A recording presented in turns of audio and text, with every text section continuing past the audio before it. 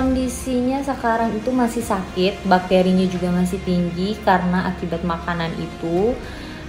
Dan aku mohon doanya semoga segera sembuh. Dari kejadian itu sampai sekarang ada sekitar udah hampir sebulan Syakil sakit.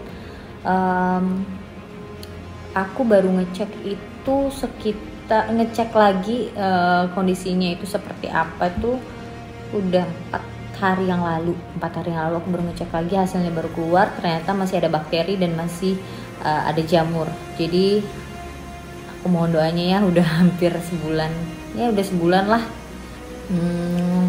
Ya aku bersyukur banget, alhamdulillah banget masih diberi kesehatan, masih sehat, masih bisa ngelakuin semua kegiatan seperti ngejaga anak, terus fokus sama obat-obat yang lagi dikonsumsi anak dan suami, terus menyiapin makanan suami, terus udah gitu kontrol suami, hubungin dokter 2 hari sekali datang, semuanya lah kegiatan suami, minum obat dan makan itu aku atur. Begitu juga dengan anakku.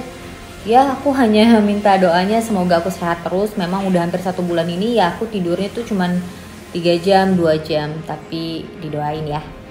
Lalu apakah masih pakai jasa?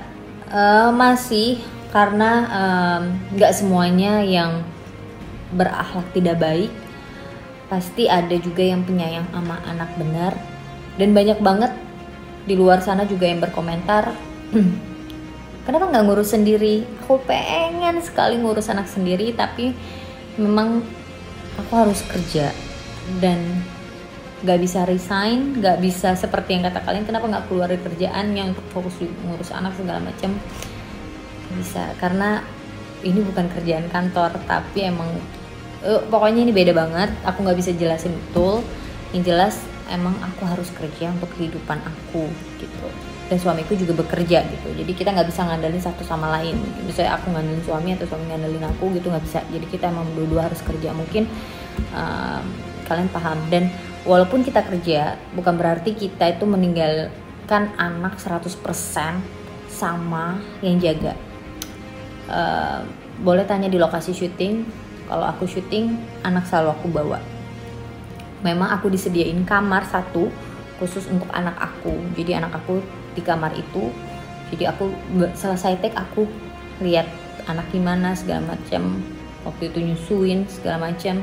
Jadi nggak mungkin aku tinggalin begitu saja anak dengan yang ngasuh anakku gitu.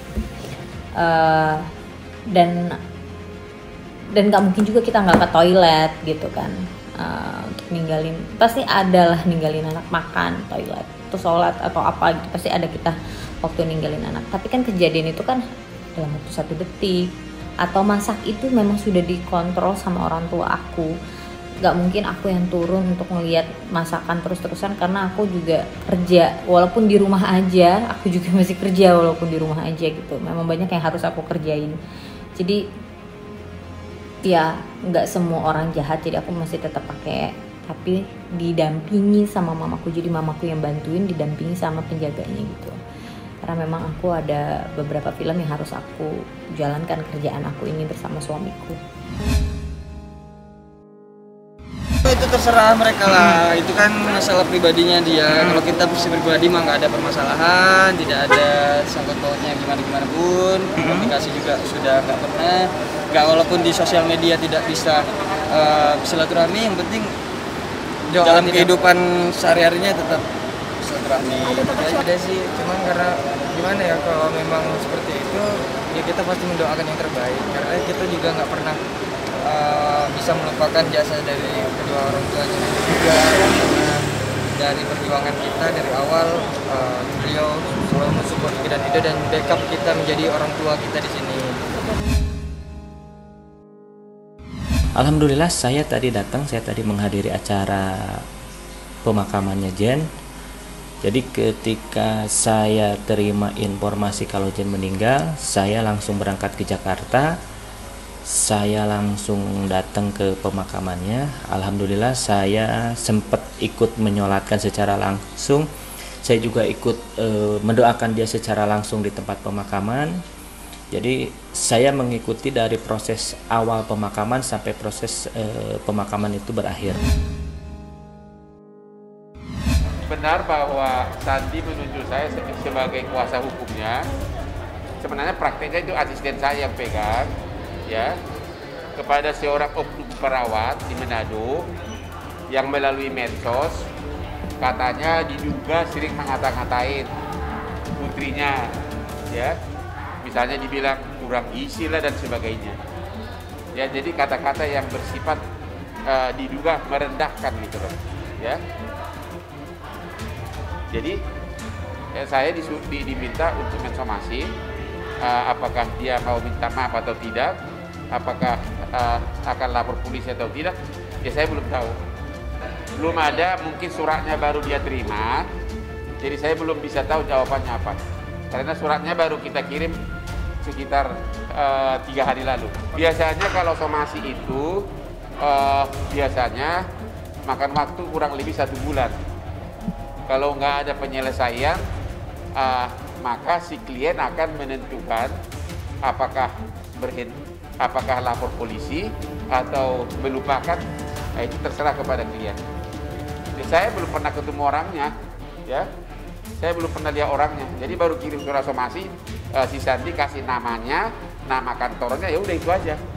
Yang jelas dia seorang oknum perawat PPNS pegawai negeri. Jadi kita kirim juga tembusan suratnya ke atasannya, ya gitu. Dugaan mengarah ke pencemaran nama baik, gitu. Seolah-olah misalnya si Ola Rahmat nggak becus merawat dan mendidik anaknya gitu loh. Sampai ada kata-kata kurang gizi antara lain, ya. Ya ini salah satu contoh, salah satu efek jerah agar para netizen itu jangan sembarangan kalau mengkritik gitu loh, atau mau kasih pendapat terlepas dari suka atau tidak. Kalau pelakunya mau minta maaf harusnya datang ke hadapan dari Sandi Aulia baru di depan umum. Ya, harusnya begitu dong. Ya, nggak boleh dong habis mengeluarkan kata-kata begitu seenaknya aja, misalnya ngomong di luar sana, harus di forum resmi gitu loh. Saya pribadi pun mendukung hal-hal seperti itu. Tidak semua sengketa seperti ini harus diselesaikan melalui polisi. Jadi kalau memang dia datang, kita bikin konferensi pers, dia minta maaf, ya itu jauh lebih bagus. Oke?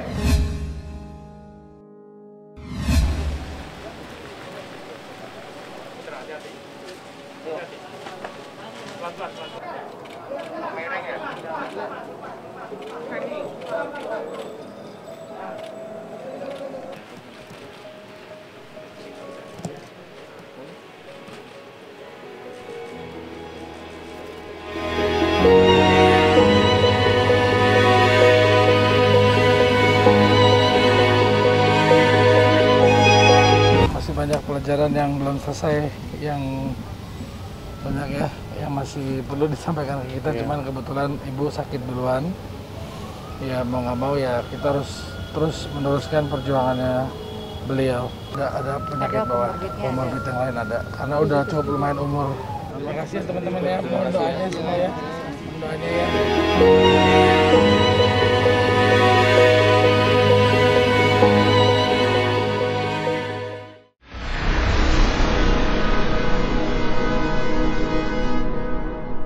Jadi jangan lupa untuk subscribe Cumi Cumi. Ditekan ya tombol lonceng merahnya.